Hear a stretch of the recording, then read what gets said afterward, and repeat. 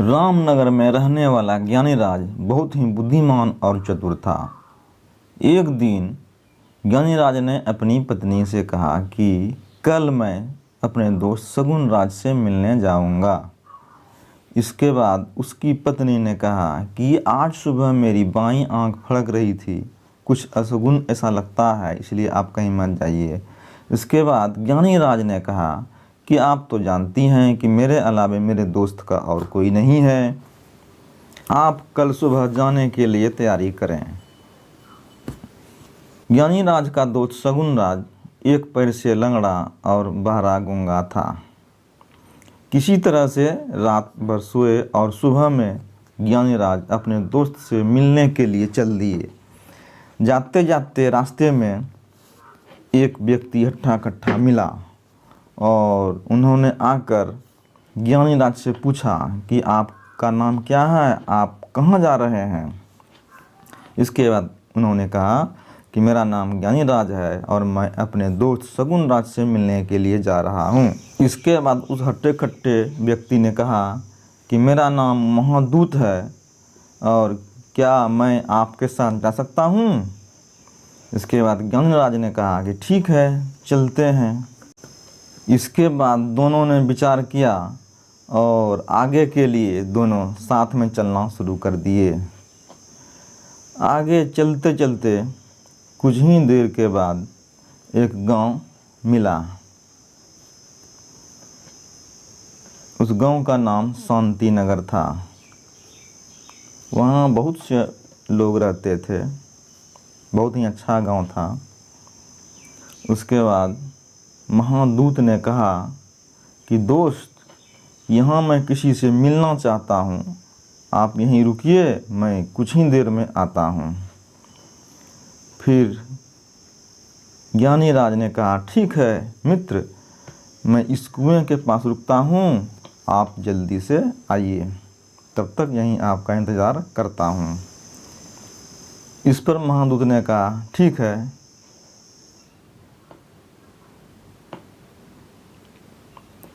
कुछ देर इंतज़ार करने के बाद गांव में शोर हुआ कि पंडित शर्मा नाम के व्यक्ति को बाघ ने मार दिया। इतने में ही महादूत वहां पर आ गया और कहा ठीक है मित्र, अब मेरा काम कंप्लीट हो गया है, मैं यहाँ आ गया हूँ। इस पर ज्ञानीराज ने कहा कि बहुत जल्दी आप आ गए काम करके। तो उन्होंने कहा कि हाँ, थोड़ा सा काम था, जल्दी ही आ गए।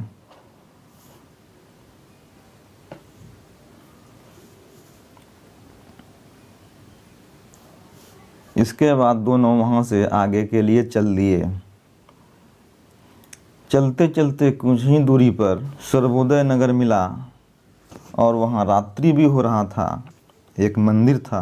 तो ज्ञानीराज ने कहा कि मित्र, रात भी होने वाला है, आज रात यहीं पर विश्राम करते हैं, सुबह निकलेंगे। चलते चलते हम लोग थक भी गए हैं और भूख भी लग गई है, यहाँ विश्राम कर लेते हैं, सुबह निकला जाएगा। इसके बाद महादूत ने कहा हाँ ठीक है मित्र, इसी बहाने हमें प्रभु की दर्शन भी हो जाएगी और आराम भी कर लेंगे। तो ज्ञानीराज ने कहा ठीक है मित्र, तो यहीं पर दोनों मिलके भोजन भी कर लेते हैं, उसके बाद सुबह निकलना है। इसके बाद महादूत ने कहा कि ठीक है मित्र, इस गांव में भी किसी को कुछ देना है, देख के हम आते हैं, और मुझे भूख नहीं है, तब तक आप खा लीजिए, हम अपना काम करके आ जाते हैं। तो ज्ञानीराज ने कहा ठीक है मित्र, जैसी आपकी इच्छा। फिर महादूत वहाँ से अपने काम के लिए चल दिए। कुछ ही देर में एक व्यक्ति गांव से भागा हुआ आया और बोला कि गांव में आग लग गई है, आग लग गई है, फागु चौहान उसमें जल गया है। ज्ञानीराज अचंभित होता है और मन ही मन सोचता है, ये महादूत जिस गांव में ही जाता है कुछ न कुछ हो जाता है। इसके बाद महादूत वहां पर आ गया और कहा कि मैं आ गया हूं। उसके बाद दोनों ने रात्रि में उस मंदिर में विश्राम किया। सुबह होते ही दोनों मिलकर वहां से फिर आगे के लिए चल दिए। चलते चलते रास्ते में एक वृक्ष मिला। वृक्ष के पास महादूत ने कहा कि मित्र, इस वृक्ष के पास आप कुछ देर ठहरिए, मुझे बहुत ज़रूरी काम है, मैं आता हूँ।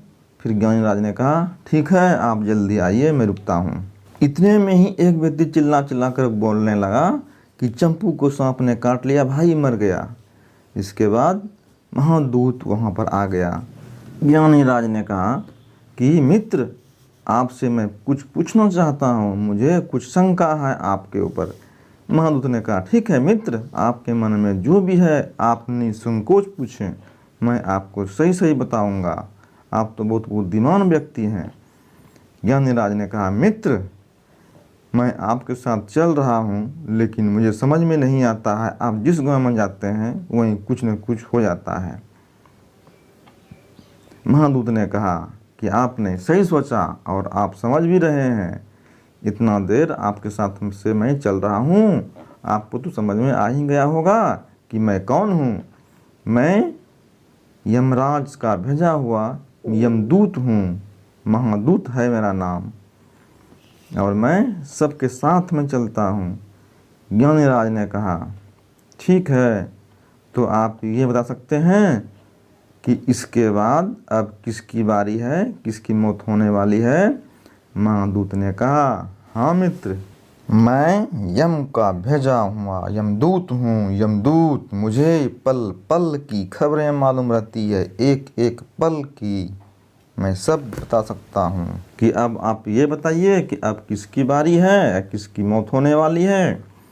महादूत ने कहा आपको तो मैं बता ही दूंगा, क्योंकि आप ज्ञानी पुरुष हैं, आप जिससे मिलने जा रहे हैं अपने परम मित्र शगुनराज, अब उनकी ही बारी है। ज्ञानीराज आश्चर्य से बोले क्या बोल रहे हैं आप, ये तो अचंभे वाली बात है, आप मेरे साथ साथ चल रहे हैं, यदि ऐसी बात थी तो आप मेरे साथ क्यों चल रहे हैं, ये तो अनर्थ हो जाएगा। उसका तो कोई है भी नहीं, न आगे न पीछे, कैसे क्या होगा, कैसे चलेगा, ये तो आश्चर्य की बात है। महादूत ने कहा कि हाँ, और उस मृत्यु का कारण भी आप भी होंगे, आपके चरणों में उनकी मृत्यु हो जाएगी, ये महासत्य है और सत्य से भी सत्य है, मैं सत्य बोल रहा हूँ, इसे कोई रोक नहीं सकता है। इस पर ज्ञानीराज ने कहा कि ऐसी बात है तो मैं अपने मित्र से मिलने जाऊंगा ही नहीं, यहीं से वापस चले जाता हूँ। पर इसके बाद दोनों वापस हो गए। इसके बाद उनका मित्र शगुनराज भी कहीं से पीछे पीछे चलने शुरू कर दिए और उनके पीछे पीछे आ रहे थे और बहुत तेज गति से आ रहे थे। तेज गति से आने के कारण उनका हृदय गति बहुत तेज चल रहा था। उसके बाद दोनों ने बातचीत करना शुरू कर दिया। महादूत ने कहा मित्र, आप जिनके लिए वापस हो रहे हैं वो आपसे मिलने के लिए बहुत तेज गति से आपके पीछे पीछे आ रहे हैं, पिछले 2-3 गांव पीछे से ही आ रहे हैं, और अब वो आपके चरणों में गिरकर मृत्यु को जाएंगे। ज्ञानीराज का मित्र शगुनराज चलते चलते रास्ते में ही गिर गए। फिर दोनों ने घूम कर देखा तो वो गिरा पड़ा था। दौड़कर ज्ञानीराज उनके पास गया और पूछा क्या हो गया मित्र। वो कुछ नहीं बोल पा रहा था। उसके बाद उन्होंने अपने उसे गोद में लिटाया और पूछा मित्र, आपको कुछ नहीं होगा, आप नहीं मरेंगे, मैं आपको नहीं मरने दूंगा। इतना कहते कहते शगुनराज का मृत्यु ज्ञानीराज के गोद में ही हो गया। उसके बाद ज्ञानीराज रोने लगा कि ये मित्र क्या हो गया। ज्ञानीराज ने एकटक महादूत की ओर देख रहा था कि ये क्या हो गया। महादूत को आश्चर्य भरे नजरों से घूर रहा था। इस पर महादूत ने कहा कि मित्र, ये मित्र शगुनराज जो है ये पिछले 2-3 गांव से ही आपके पीछे पीछे आ रहे थे और गूंगा होने के कारण ये आपको आवाज़ नहीं दे पा रहा था और तेज गति से चलते चलते बुढ़ापा हो जाने के कारण काफ़ी तेज गति से आ रहे थे, जिसके कारण इनका हृदय गति रुक गया, जिसकी वजह से इनकी मृत्यु हो गई। और मृत्यु का कारण आप हैं, ये कटु सत्य है। ये आपसे ही मिलने के लिए आ रहे थे, जिसका जिम्मेदार आप ही होंगे। अगर मेरे मित्र की मृत्यु होनी थी तो आप मेरे पीछे पीछे क्यों चल रहे थे? आप मेरे साथ क्यों चल रहे थे? इस पर महादूत ने कहा कि मैं तो सबके पीछे पीछे चलता हूँ, मैं सबके साथ रहता हूँ। हाँ, किसी को पता नहीं चलता है कि मैं किसके साथ हूँ या नहीं हूँ, लेकिन मैं सबके साथ रहता हूँ। ये कोई रोक नहीं सकता है। प्रकृति का जो नियम है उसके हिसाब से सबको ही चलना पड़ेगा। फिर ज्ञानीराज ने कहा कि ये आप बता सकते हैं कि मेरी मृत्यु कैसे और कब होगी? महादूत ने कहा, सामान्य व्यक्ति के लिए यह जानना जरूरी नहीं है, लेकिन आप मुझे ज्ञानी पुरुष नज़र आते हैं, बहुत आप ज्ञानी हैं, इसलिए मैं आपको बता सकता हूँ, क्योंकि आप अपने मित्र के मृत्यु को सहन कर गए और समझ लिए और स्वीकार भी कर लिए कि हाँ ये सत्य है। तो मैं आपके मृत्यु के बारे में बताना चाहता हूँ और बता देता हूँ। आपकी मृत्यु आज से 6 महीने ठीक बाद एक राजा के यहाँ फांसी लगने से होगी। आपको फांसी दी जाएगी दूसरे राज्य में, और आप उस फांसी को सहर्ष स्वीकार करेंगे और स्वीकार करते हुए फांसी पर चढ़ेंगे। ज्ञानीराज ने अपने मित्र शकुन राज का अंतिम संस्कार और सब काम करके अपने घर वापस लौट गए।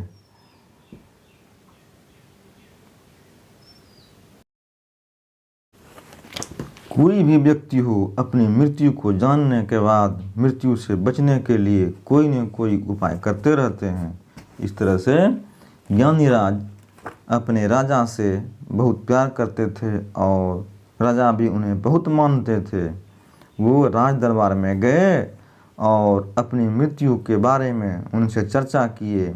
इसके बाद राजा ने वहाँ बैठे सभी से इस बारे में चर्चा किए और बोले, हमारे मित्र को बचाने के लिए कोई उपाय आप लोग बताइए। इस पर वहाँ के मंत्री वगैरह ने विचार करके बोले कि हाँ, इनका एक उपाय है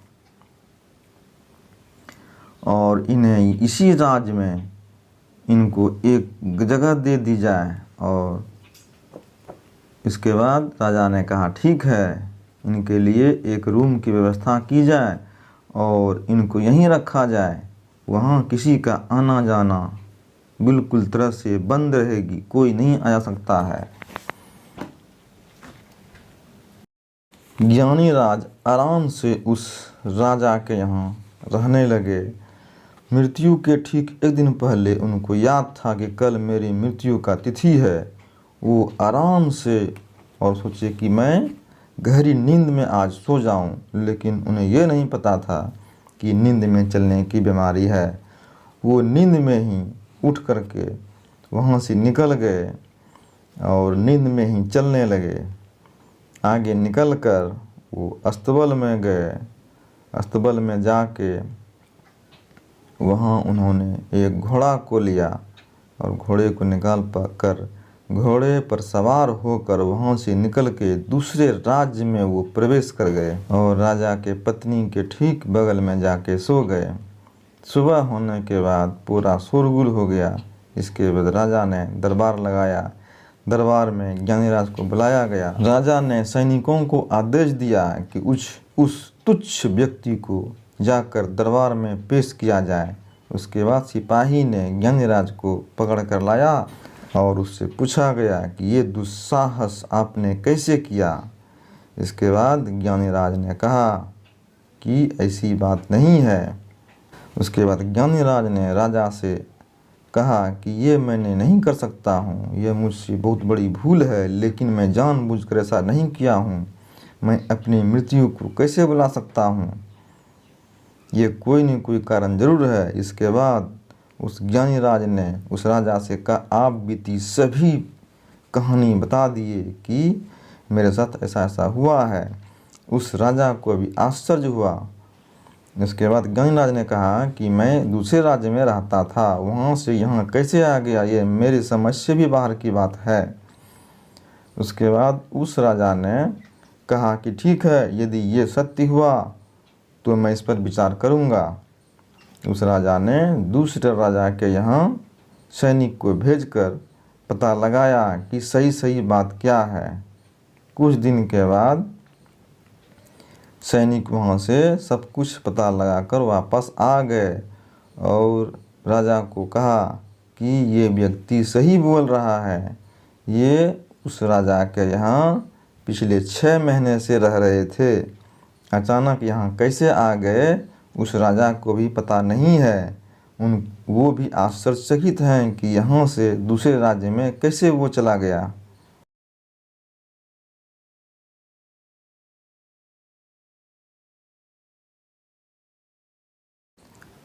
राजा ने राज दरबार लगाया। राज दरबार लगाने के बाद सिपाही से सब कुछ पूछने के बाद कहा कि यदि ऐसी बात है तो इसे कम से कम सज़ा देने की मैं कोशिश करता हूँ।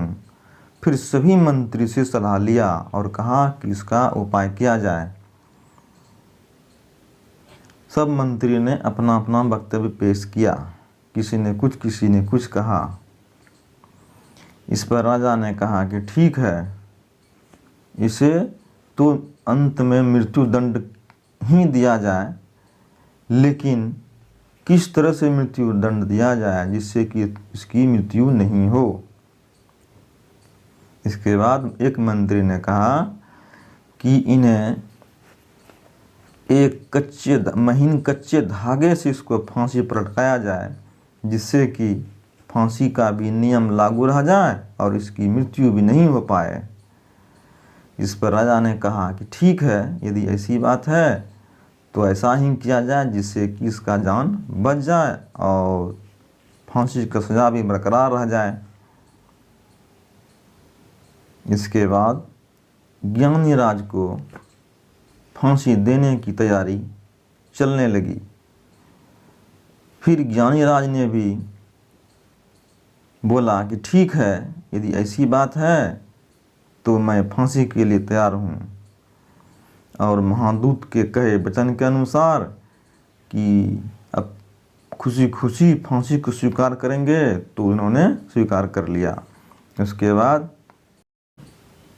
महीन धागे के फांसी पर लटकाया गया, लेकिन धागे ने अपना कमाल कर दिया। उस धागे ने उनके गले के नस को काट दिया और जिससे उसकी तड़प तड़प कर मृत्यु हो गई। और महादूत का कहा हुआ वचन सत्य निकला, जिसके नसीब में जो लिखा रहता है वही होके रहता है, चाहे कुछ भी हो जाए। विधि का लिखा मिटा नहीं जाए, ये कटु सत्य है। इसके बाद महादूत ने आकर कहा कि आप कितनों भी कोशिश कर लीजिए, जिनका जिस समय मृत्यु निश्चित है उसे कोई रोक नहीं सकता। फ्रेंड्स, मुझे उम्मीद है कि ये कहानी आपको बहुत अच्छे लगे होंगे। यदि अच्छे लगे हों तो लाइक शेयर सब्सक्राइब ज़रूर करें, और मैं आगे इस तरह की कहानी लेकर आपके सामने और पेश करता रहूँगा। धन्यवाद।